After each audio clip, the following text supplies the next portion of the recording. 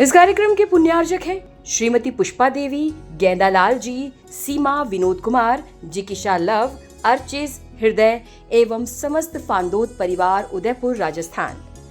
श्रीमती भूरी देवी, रतनलाल जी खोड़निया, श्रीमती उषा दिनेश खोड़निया, श्रीमती मुस्कान आदिश खोड़निया एवं समस्त खोड़निया परिवार सागवाड़ा राजस्थान। KRE अरिहंत दाबोक उदयपुर। श्रीमती रतन देवी, रेणुका, नीलकमल, हर्षाली, अंशुल, इशिता, मायरा एवं समस्त अजमेरा परिवार उदयपुर राजस्थान। प्यारी प्यारी भव्यात्माओं, एक युवक मेरे पास कल आया। उसने कहा कि गुरुदेव, क्या आप हस्तरेखा जानते हैं, हाथ देखना जानते हैं? मैंने कहा नहीं जानता। गुरुदेव, क्या आप कुंडली देखना जानते हैं? मैंने कहा नहीं जानता। गुरुदेव, क्या आप अंक ज्योतिष जानते हैं? मैंने कहा नहीं जानता। गुरुदेव, क्या आप निमित्त ज्ञानी हैं? मैंने कहा वो भी नहीं। मैंने कहा तुझे समस्या क्या है वो बता। मैं क्या जानता हूं नहीं जानता ये बात नहीं है, तेरी प्रॉब्लम क्या है वो बता। बोले बस इतना गुरुदेव कि युवा हूं, पढ़ रहा हूं, मेरा फ्यूचर क्या होगा। मैंने कहा बेटा, मैं ये नहीं बता सकता हूं कि तेरा फ्यूचर क्या होगा। ना मैं कुंडली देख के बताता हूं, ना मैं ज्योतिष से बताता हूं, ना मैं हाथ देख कर बताता हूं, लेकिन तेरा फ्यूचर जरूर बताऊंगा। हर युवा को कितनी बात हो रही, क्या डिस्कस, आगे बैठ के भी बात, ये फ्यूचर खराब है इनका, ध्यान रख। मान्यवर। मैंने कहा मैं ज्योतिष से नहीं बता सकता, मैं कुंडली से नहीं बता सकता, मैं हस्तरेखा से नहीं बता सकता हूं, लेकिन तेरा फ्यूचर जरूर बता सकता। उसने कहा बताएं महाराज, मेरा फ्यूचर क्या होगा। युवा फ्यूचर में जीता है, बूढ़ा अतीत में जीता है। बूढ़ा पुरानी बातों को याद कर करके जीता है। हम ऐसे थे, हम वैसे थे, हमारा ये जमाना था, हमारे पास ये था, हमारे पास वो था। पुराने अतीत को वर्तमान में घसीटते रहता है। और युवा जो होता है वो फ्यूचर में जीता है। मेरा कल कैसा होगा, मेरा भविष्य कैसा होगा, मैं क्या बनूंगा। मैं पुलक सागर आपको कहता हूं कि फ्यूचर जानने के लिए किसी भी ज्योतिषाचार्य के पास जाने की जरूरत नहीं है। मैं इतना कहता हूं, उस युवा से मैंने इतना ही कहा कि एक बात याद रख, तूने क्या पढ़ा है, क्या लिखा है मुझे नहीं मालूम, तेरा फ्यूचर कैसा होगा। मैंने कहा जैसा तेरा नेचर होगा वैसा तेरा फ्यूचर होगा। ध्यान रखना, कुंडलियों में नेचर थोड़ी होता है। ज्योतिष में हम अपनी जिंदगी बनाते हैं, भविष्य फ्यूचर जब भी बनता है वो नेचर से बना करता है। मैंने कहा यदि तेरा नेचर अच्छा होगा तो फ्यूचर भी अच्छा होगा, और तेरा नेचर खराब होगा तो फ्यूचर भी खराब होगा। कुंडलियों में अच्छे ग्रहों का वर्णन पढ़ने से जिंदगी अच्छी नहीं होती है। 30 साल में मैंने भी कुंडलियों की बहुत खाक छान ली, मैंने भी सारे ज्योतिष और सब चीज पढ़ लिए, लेकिन देखा कि ये दुनिया ना कुंडली से आती है। सुबह सुबह का अखबार पढ़ते हैं कुछ लोग, अपनी कुंडली पढ़ते हैं, अपनी राशि पढ़ा करते हैं, लेकिन मैं कहता हूं कुंडली और राशि पढ़ने की जरूरत नहीं है। आदमी को अपना नेचर पढ़ने की बहुत जरूरत है। जो नेचर पढ़ लेगा उसका फ्यूचर अपने आप अच्छा हो जाएगा। यदि आप बहुत सुंदर मकान बनाते हैं, विनोद जी का बहुत सुंदर मकान है, बनाया सुंदर है, लेकिन दुनिया का पहला मकान मैंने अपने 30 साल में मकान तो बहुत सुंदर देखे हैं, लेकिन उस मकान का गृह प्रवेश में मैं खुद प्रवेश करके आया, ये बड़ी बात। 2015 में अभी ये ठोलिया परिवार, सोगानी परिवार जयपुर से आया है। विनोद जी ने का मकान देखा, मालूम है क्या पूछा? इसका आर्किटेक्ट कौन है, इसको बनाने वाला कौन है? मकान सुंदर बनाओगे, लोग पूछेंगे आर्किटेक्ट कौन है, इंजीनियर कौन है, किसने इसका नक्शा बनाया है। मान्यवर, महंगा सा सुंदर सा ब्रेसलेट पहनोगे, सुंदर सा कंगन पहनोगे, लोग पूछेंगे किस ज्वेलर से खरीदा है, कहां से लेकर के आए हो। एक बहुत सुंदर साड़ी पहनोगे तो लोग पूछेंगे कौन सी दुकान से ये साड़ी आई है। मान्यवर, आपसे निवेदन करता हूं कि कोई भी चीज संसार की खरीद लो, आदमी देखता है ये चीज बनी कहाँ है और बिकती कहाँ है, लेकिन मैं पुलक सागर कहता हूं कि इसमें तुम्हारी कोई तारीफ नहीं होती है, इंजीनियर की तारीफ होती है, ज्वेलर्स की तारीफ होती है, कपड़े बेचने वाले की तारीफ होती है। लेकिन मैं आपसे कह रहा हूं, एक चीज ऐसी है, आप सोचो आप इतने सुंदर हैं तो लोग कहेंगे ये भगवान की देन है, मेरा इसमें कुछ भी नहीं है। आप कैसे रहते हैं, ये हमारे माँ बाप की देन है, इसमें हमारा कुछ नहीं है। लेकिन जब भी आपसे पूछा जाए, जब भी आपको देखा जाए, जब भी लोग आपसे मिलें, सारी चीज़ें देख लें तो पूछेंगे ये किसकी देन है। लेकिन एक बात याद रखना उदयपुर वालों, आपके नेचर को देख कर ये कोई नहीं कहेगा ये नेचर किसने दिया है। नेचर हमारा अपना होता है, वो किसी का दिया हुआ नहीं होता है, स्वभाव हमारा अपना होता है। आपका अच्छा नेचर है तो कोई ये नहीं कहेगा ये किसने सिखाया, ये मेरा स्वयं का है। संसार के हर पदार्थ को दिखाओ तो दूसरों की तारीफ होती है, और नेचर अच्छा रखो तो अपनी तारीफ होती है। इसमें दूसरों का कोई रोल नहीं। ढंग से बजाओ, ताली का नेचर तो अच्छा रखो यार, ध्यान रखना। आदमी गाली दिल से देता है, ताली दिल से नहीं बजाता है। विचार कर, एक नेचर ऐसा है, एक स्वभाव ऐसा है जिसमें अपनी तारीफ होती है। याद रखना, मैंने उस युवा से कहा कि नेचर बदल ले अपना। तुझे लगता है कि मेरा फ्यूचर कैसा होगा, नेचर बहुत अच्छा कर। ये दुनिया जो आ रही है ना, यहां दूर दूर से भाग के इकाई के लिए आ रही, मेरा चेहरा देखने नहीं आ रही है, मेरी वाणी सुनने नहीं आ रही है। वाणी भी सुन लोगे, पंडाल से निकल जाओगे, भक्त बन जाओगे, लेकिन नेचर देखिएगा वो शिष्य बन करके खड़ा हुआ करता है, वह नेचर से जुड़ा करता है। नेचर संबंध बनाता है, नेचर संबंध तोड़ता है, नेचर आदमी को आदमी से जोड़ता है, और नेचर खराब हो तो आदमी से आदमी को तोड़ दिया करता है। न दौलत काम आती है, न शोहरत काम आती है, न रुपया काम आता है, न पैसा काम आता है। आदमी की जिंदगी में कुछ काम आता है तो उसका नेचर और स्वभाव उसके बहुत काम आता है। दौलत मरने के बाद कोई याद नहीं करता है। आपकी मृत्यु हो जाए कोई ये नहीं कहेगा कितना पैसे वाला चला गया, कितनी शोहरत वाला चला गया, कोई नहीं कहेगा कितने मकान थे।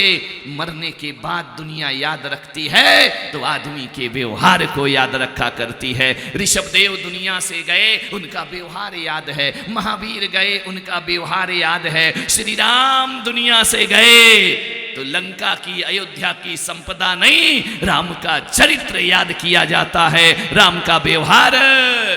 आज की पीढ़ी धन कमाने में लगी है, कमाओ धन, कोई विरोध नहीं है।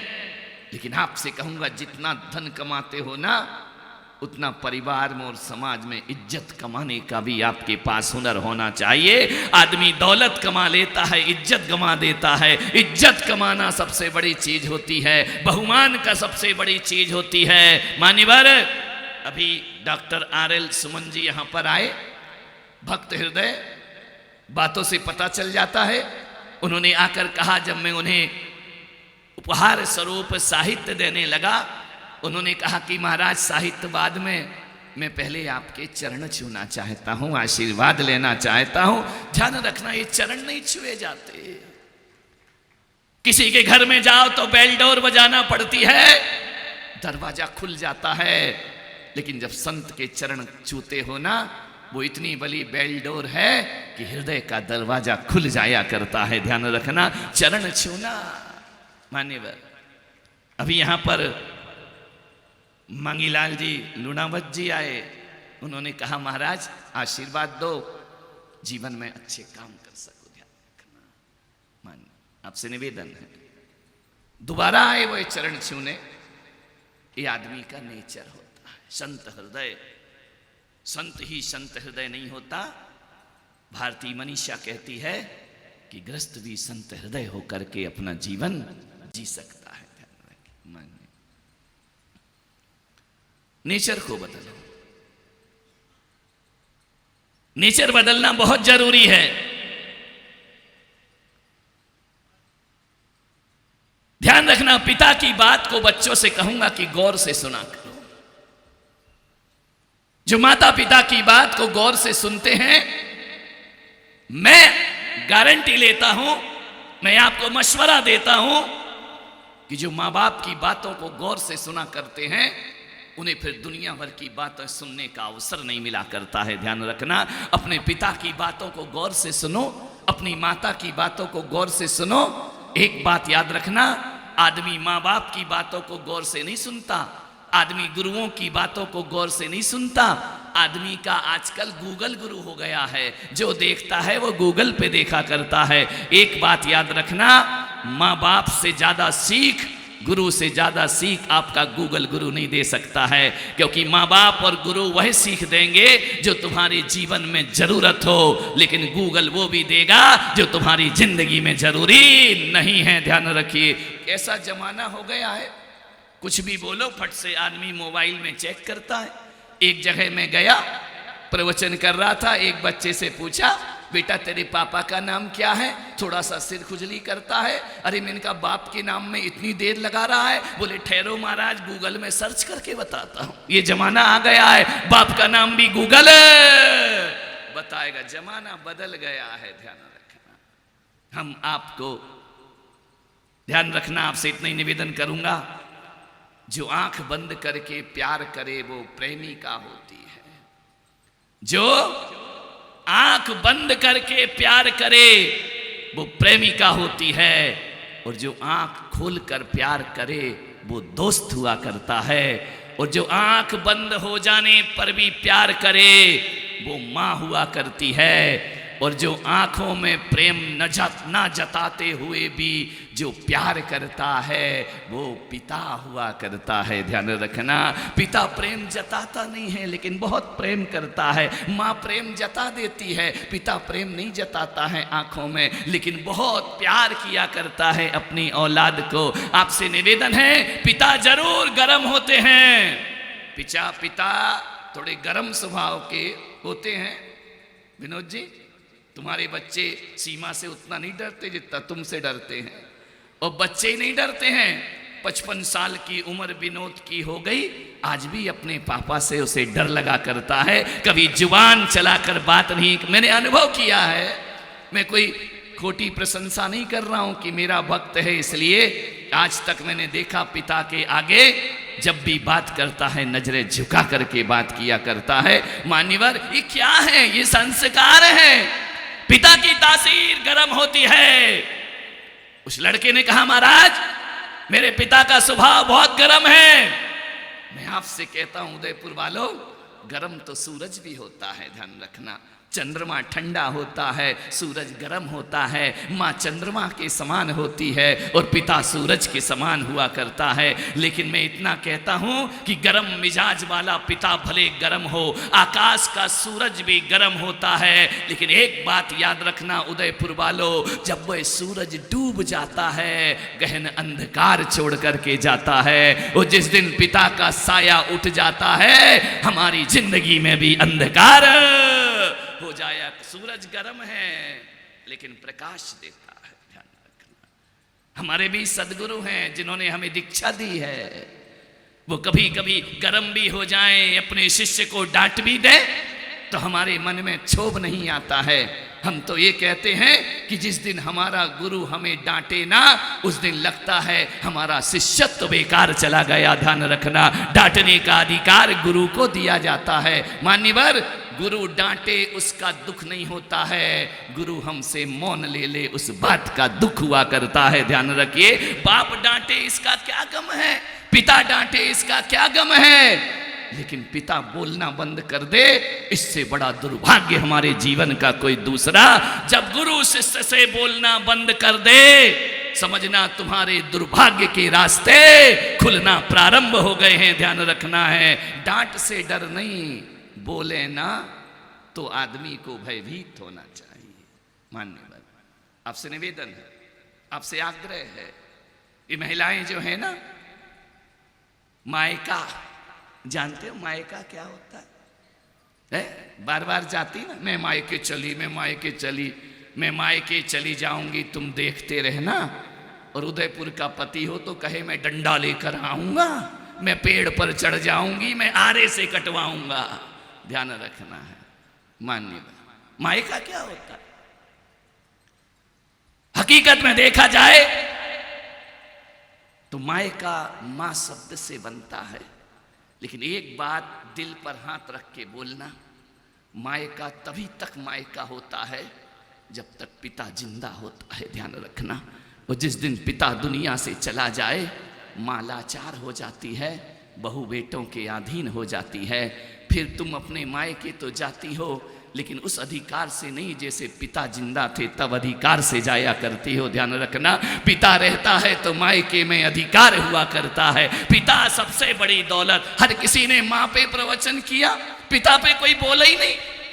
वह भी तो जीवन की धारा है हमारे जीवन का। मान्यवर, पिता ना हो तो आप अधिकार से नहीं जा सकते मायके, क्योंकि माँ अपनी बहू बेटों में लाचार होती है, वह खुल करके तुम्हारा सत्कार नहीं कर सकती है, उसे बहुओं का मुंह देख करके काम करना पड़ता है। इसलिए आपसे निवेदन है, पिता से बड़ी दौलत दुनिया में कोई दूसरी नहीं हुआ करती है। ऐसे जाती है, माँ की मृत्यु पर बेटी उतने आंसू नहीं बहाती है जितनी पिता की मृत्यु पर बेटी आंसू बहाया करती है। ध्यान रखना, पिता ताकत है, पिता जड़ है, पिता शक्ति है, पिता नहीं तो मायका नहीं। ध्यान रखना है, बाप से बड़ा दुनिया में कोई और नहीं हुआ करता है। मान्यवर, आपसे मेरा विनम्रता से निवेदन है, पिता के शब्दों को सुनो। पिता रात दिन एक करके तुम्हारा घर बसाया करता है, पिता संघर्ष में जीता है। मैं मानता हूं कि मां घर चलाती है, लेकिन घर चलाने की व्यवस्था तो पिता किया करता है। ध्यान रखना, पिता ना हो तो मां घर नहीं चला सकती है। अरे पिताओ, ढंग से ताली बजाओ। नहीं, तुम काहे को बजा रही हो? पिता की बात है ना, तुम्हारा नंबर आएगा तो तुम बजाना। ध्यान रखना, पिता बहुत बड़ी चीज, पिता एक साया है, पिता आंगन में लगा हुआ वृक्ष है। जीवन की तपन से, जीवन के धूप से जब जीवन त्रस्त हो जाता है, तो बेटी पिता की छाया में जाकर बैठकर शीतलता का अनुभव किया करती है। ध्यान रखना, कठोर भले दिखता हो पिता, लेकिन पिता जैसा विशाल हृदय किसी का नहीं होता है। कहने को मायका, लेकिन है तो वो बाप का। ध्यान रखना, मान्यवर, पिता हमारे जीवन। अच्छे से बजा दो, मन कर रहा है ना। कई रो रही हैं, कई की आंखें भर रही हैं, जिनके पिता नहीं है। ध्यान रखना, ससुराल नहीं, पीहर सूना सूना हो जाया करता है। आपसे निवेदन है, जीवन को समझो, अपने पिता पर उतना तो विश्वास करो। यहां पर चिकित्सालय के अधीक्षक महोदय बैठे हैं, अपने पिता पर इतना तो विश्वास करो जितना कड़वी दवाओं पर विश्वास करते हो। कड़वी दवाएं खा लेते हो कि बीमारी दूर हो जाएगी, पिता की बातें भी कड़वी दवाई हुआ करती हैं। ध्यान रखना, उनको जो खा लेता है वो निरोग हो जाया करता है। मैं अपनी बताऊं, मैंने तो पिता बचपन से देखे ही नहीं। मेरे बचपन में पिता स्वर्ग लोक को चले गए, मैंने पिता नहीं जाना, पिता क्या होता है। मेरे भाइयों ने पिता बन कर के मेरा लालन पालन किया है, ध्यान रखना है। एक बात लेकिन महसूस करना, पिता होना अलग है और पिता के समान होना अलग बात हुआ करती है। पिता का प्रेम मैंने आचार्य पुष्पदंत सागर की शरण में जाने के बाद मैंने जाना कि एक पिता का प्यार क्या हुआ करता है, पिता का दुलार क्या हुआ करता है। जब से उनकी शरण पकड़ी इन 30 सालों में मैंने आज तक अपने गुरुदेव को कभी डांटने का अवसर प्रदान नहीं किया। जब भी उनके पास मिला उन्होंने मुझे गले से लगाया, दूर रहकर भी मेरे पर उनका वात्सल्य बरसता। आप लोग नहीं, मेरे भक्त जानेंगे मेरे गुरु का मेरे ऊपर कितना अनुग्रह है। गुरुओं के कृपा पात्र बनना सबसे बड़ी जीवन की दौलत हुआ करती है। मान्यवर, आपसे निवेदन है, नेचर बदलो, जीवन बदलो, स्वभाव बदलो। दोस्त बदलने से कुछ नहीं होगा, परिवार बदलने से कुछ नहीं होगा। तलाक दे देते हो, परिवार बदल लेंगे। गलत स्वभाव जहां जाएगा वहां दुखी रहेगा, ध्यान रखना। भेष बदलने से कुछ नहीं होता है, परिवेश बदलने से कुछ नहीं हुआ करता है, मकान बदलने से कुछ नहीं होता है, रिश्तेदार बदलने से कुछ नहीं होता है, गुरुओं को बदलने से कुछ नहीं होता, भगवान भी बदल लो तो कुछ नहीं होगा। जीवन में जब भी क्रांति घटेगी अपने आप को बदलो, जीवन अपने आप बदलना पड़ा। खुद को बदलो।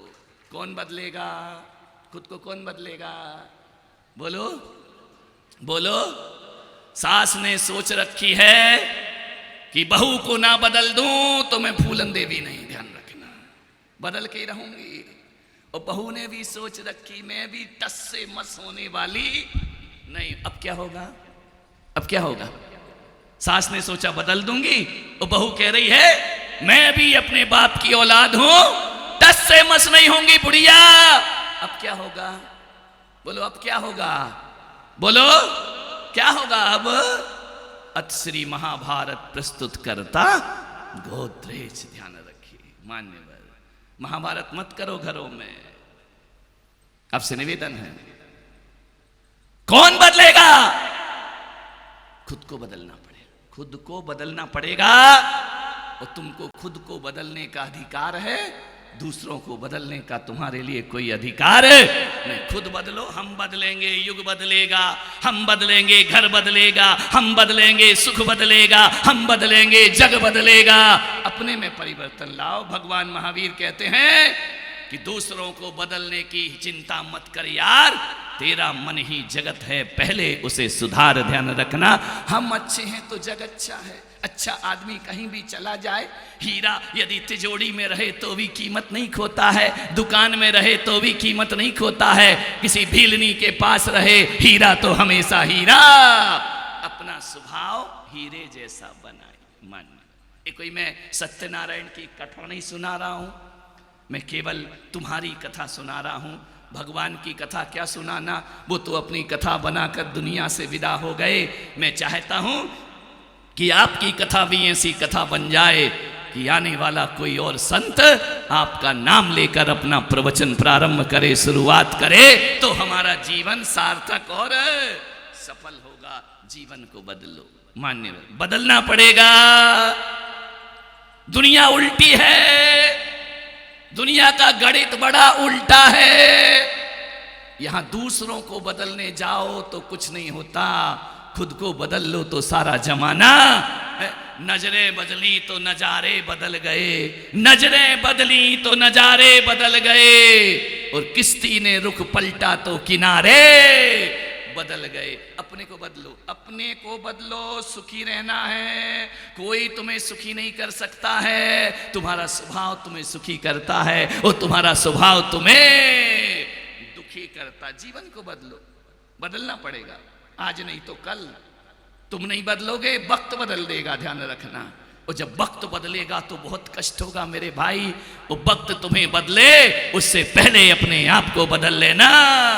चाहे खुद को बदलो, खुद को बदलने के अलावा हमारे पास कोई दूसरा रास्ता नहीं है। पलकें झुका कर जियो। अपने माँ बाप के सामने आंख उठा के बात मत करो, गुरुओं के सामने आंख उठा के बात मत करो, पलकें झुका कर बात करो। ध्यान रखना, जो पलकें झुका के बात करते हैं, एक बात याद रखना, जीवन का गणित बड़ा उल्टा है। दुनिया पे नजरें डालो तो दुनिया नजरें फेर लेती है, और दुनिया से नजरें फेर लो तो दुनिया अपने पे नजरें गड़ा के भागती थी दुनिया। जब तलब करते थे हम, भागती थी दुनिया जब तलब करते थे हम, और जब से इसे ठुकराया है पास आने को बेकरार है, पास आने को।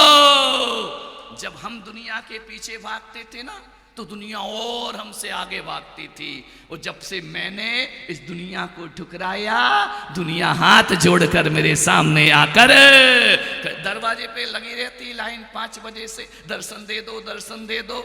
जब हम चाहते थे तो कोई नहीं आता था, और हमने चाहना बंद कर दिया, सारी दुनिया हमें चाहना प्रारंभ हो गई। नजरें झुकाओ, नजरें झुकाओ, पलकें झुकाकर जियो। एक सूत्र दे रहा हूं बेटियों को, बहुओं को, बच्चों को, युवाओं को, पलकें झुकाकर जियो, दुनिया तुम्हें पलकों पे बिठा लेगी। ध्यान रखना है, पलकों पे बैठने का यही रास्ता है। कभी जैन मूर्तियों को देखना जिनालय में जाकर, एक दुनिया में जैन मूर्तियां ऐसी हैं जिनकी पलकें झुकी हुई हैं। महावीर ने पलकें झुका ली, ऋषभदेव ने पलकें झुका ली, पारसनाथ ने पलकें झुका ली। ध्यान रखना, जब से उनने अपनी पलकें झुकाई, सारी दुनिया ने उन्हें अपनी पलकों पर बिठा लिया, सबकी पलकें उठ गई। ध्यान रखना है, पलक झुका के जियो। मान निहारेगी दुनिया तुमको, जितना दुनिया की चाहत रखोगे दुनिया उतना दूर भागेगी। चाहत मत रखो, अपने आप को चाहो। नादान हो तुम, कभी रिश्तेदारों को चाहते हो, कभी दोस्तों को चाहते हो, कभी वस्तुओं को चाहते हो, कभी सामान को चाहते हो। अरे इतनी चाहत तेरे दिल में है तो ऐ नादान इंसान, अपने आप से प्रेम करना सीख ले, सारी दुनिया तुझे प्रेम करना प्रारंभ हो जाएगी। खुद को प्रेम कर, खुद को प्रेम कर। व्यवहार कैसा हो, नेचर बदला कि फ्यूचर बदला। मान्यवर, डिग्रियों से जिंदगी नहीं बदलती है। कितने भी कॉलेज में पढ़ लिख लो, बोलने का सलीका नहीं आया तो, व्यवहार अच्छा नहीं रहा तो कोई नहीं आएगा। एक बात याद रखना, 1000 लीटर नींबू का रस कहीं पर रख दिया जाए ड्रम में, एक भी चींटी उसकी तरफ आकर्षित नहीं होती है। ध्यान रखना, और एक बूंद शक्कर की चाशनी कहीं पड़ी हो, 1000 चींटियां उसकी तरफ आकर्षित हो जाया करती हैं। खट्टा व्यवहार बनाओगे कोई तुम्हारे पास नहीं आएगा, मीठा व्यवहार रहेगा, हजारों लोग तुम्हारे पास चले आए। मीठा व्यवहार बनाओ। माननीय निवेदन है, आग्रह है आपसे, कितने भी सुंदर दिखो, बोलना नहीं, कितने भी अच्छे दिखो, व्यवहार अच्छा नहीं, कोई तुम्हें पसंद करने वाला नहीं है। एक निवेदन है, एक वकील थे, उनका एक बेटा था,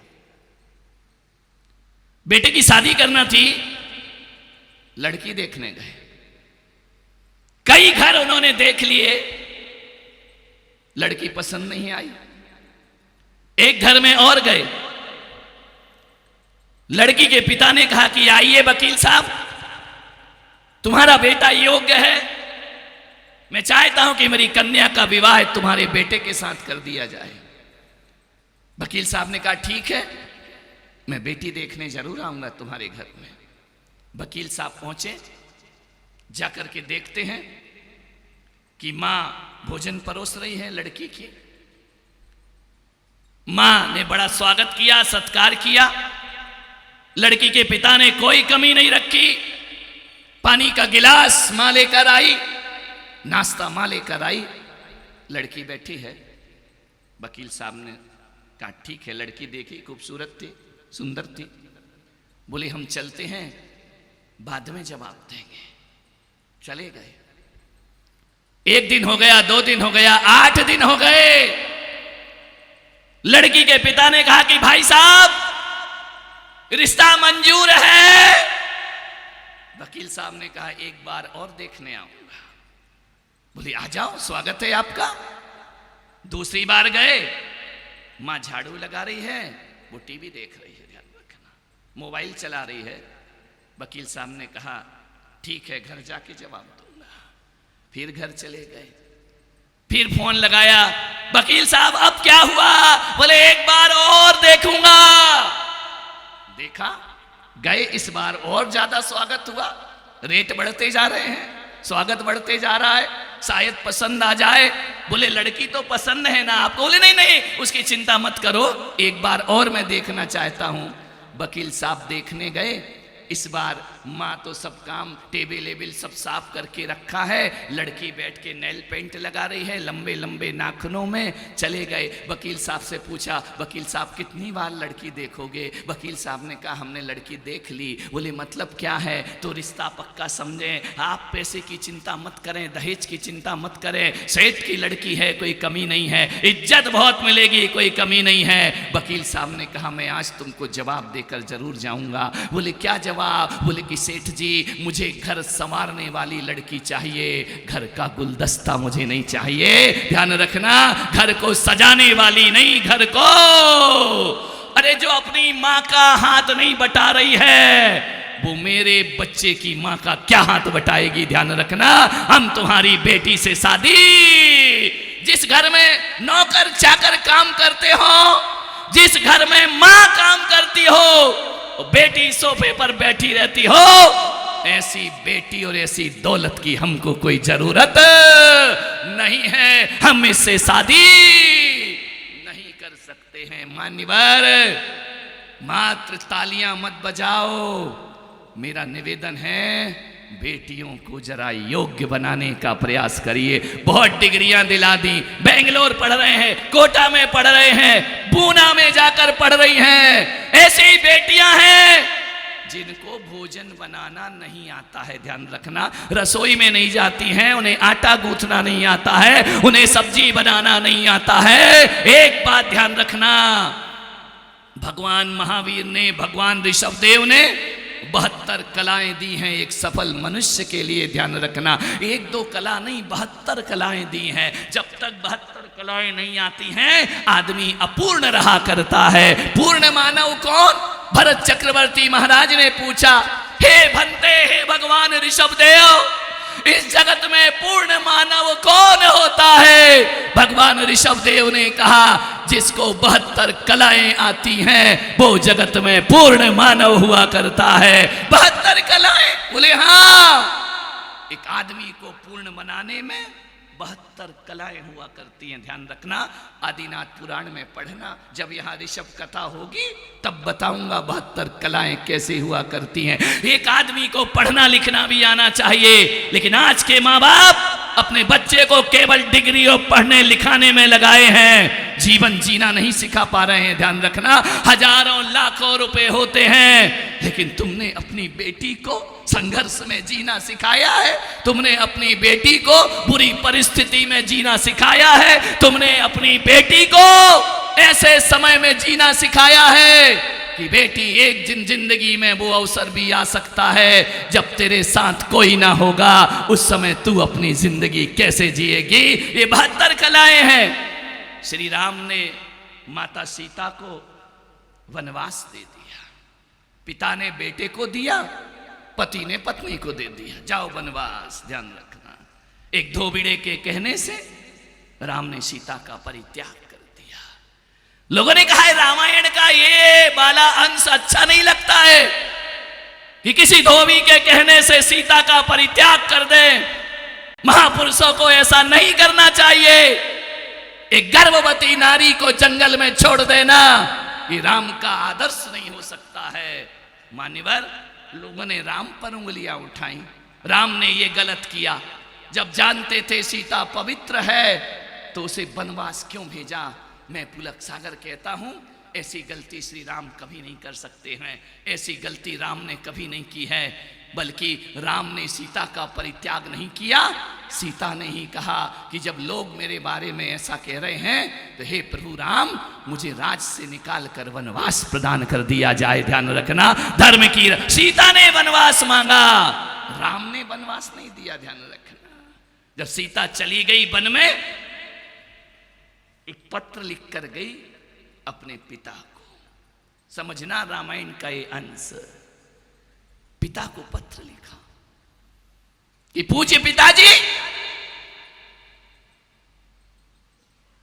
मुझे वनवास मिला है, मैं गर्भवती हूं, मैं वाल्मीकि के आश्रम में हूं।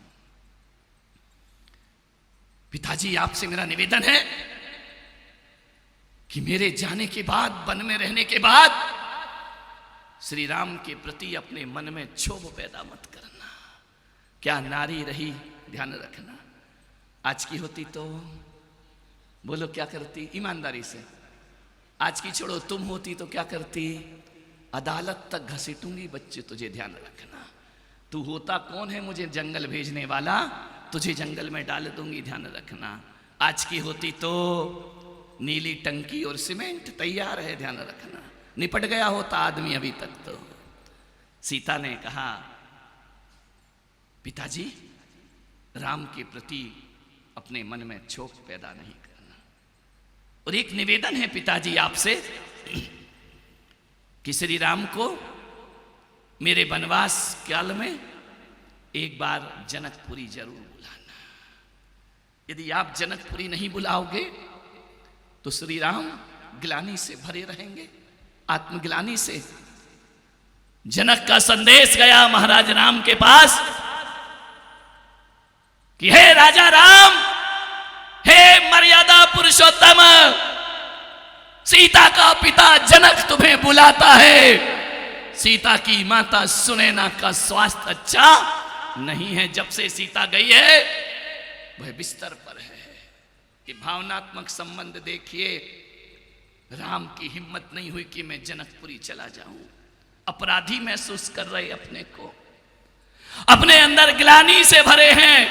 कैसे जाके सीता के पिता से नजरें मिलाऊंगा। गए जनकपुरी, दरवाजे पर खड़े हैं। जनक के पास संदेश पहुंचा कि श्री राम पधारे हैं। जनक ने कहा आदर से लेकर के आओ उन्हें। जैसे ही गए, दशरथ जनक को देखा श्री राम ने, नैन में जल भर गए, आंखें झुक गई शर्मिंदगी से। महाराज जनक ने कहा कि रघुवर, आत्मग्लानि से क्यों भरते हो, अपराध बोध से क्यों भरे हो। बोले पिता, हम आपकी पुत्री को सुख नहीं दे पाए। जिन नाजों से शादी करके ले गए थे, जब से विवाह किया है, राम आपका अपराधी है। 14 वर्ष वनवास में रही सीता, रावण की लंका में रही सीता, राज लौट कर आई अयोध्या तो मैंने उसका परित्याग कर दिया। ये राम आपका जन्म जन्म का अपराधी है। महाराज जनक, इस राम को दंड दिया जाए, इसे प्रताड़ित किया जाए। मैं आपकी बेटी को कोई सुख नहीं दे सका। जनक के नयन भरे, आंखें झुकी राम की। नहीं राम, शर्मिंदा मत हो, आंखें मत झुकाओ, तुम अपराधी नहीं हो। माता सुनैना के पास ले गए जनक। सैया पर लेटी है माता, सीता सीता सीता। जिसकी बेटी को वनवास दे दिया जाए वो मां तड़पती है मछली की तरह। राम ने कहा माता, मैं अपराधी हूं, मुझे क्षमा करो। सुनैना ने कहा नहीं, तुम अपराधी नहीं हो राम। जनक ने कहा तुम अपराधी नहीं, तुम पर तो हमें गर्व हुआ करता है। ध्यान रखना, घरों को मंदिर बनाइए। जावाणी के ज्ञान से सूझे लोकालोक, सोवाणी मस्तक धरूं सदा देत हो धोख। हे जिनवाणी भारती तो ही जपो दिन रैन, जो तेरा शरणा गहे सो पावे सुख चैन। इस कार्यक्रम के पुण्यार्जक थे श्रीमती पुष्पा देवी, गेंदालाल जी, सीमा, विनोद कुमार, जिकिशा लव, अर्चिस, हृदय एवं समस्त फांदोत परिवार उदयपुर राजस्थान।